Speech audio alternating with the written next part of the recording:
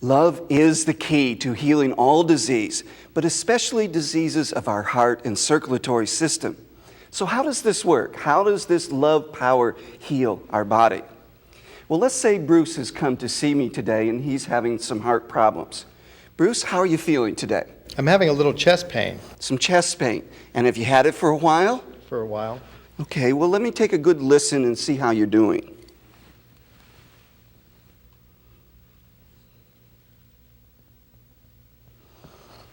And have you had some high blood pressure in the past? Yes, I have. You have, okay. So we'll want to take your blood pressure too, see how you're doing. And then I'd also complete a full physical exam for Bruce. I'd send him into the lab, we'd get some blood work, we'd do an EKG, and all of the other tests that we need to do to get an accurate diagnosis. And I'd also ask him, Bruce, do you eat a low-fat diet? Do you exercise? Do you smoke? Do you have a family history of heart disease? Because we want to get a full picture. And then we would start some sort of physical program.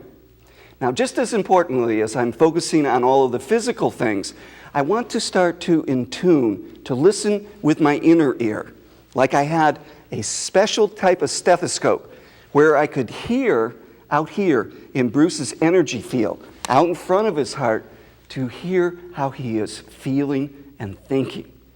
And very simply, I could ask him, Bruce, how are things going at home with your wife and your family? Oh, so-so. Just so-so.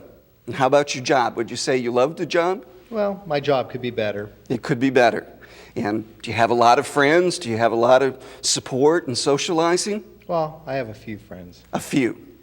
So already from these few short comments from Bruce, we can start to suspect that he is restricted here and tight here in his emotional nature, that his heart is not open. And if we pressed a little further, if we asked him more questions, we might have found that underneath this he was feeling angry or hostile or critical or suspicious. And this is so important because all of these emotions lead to a greater incidence of heart disease.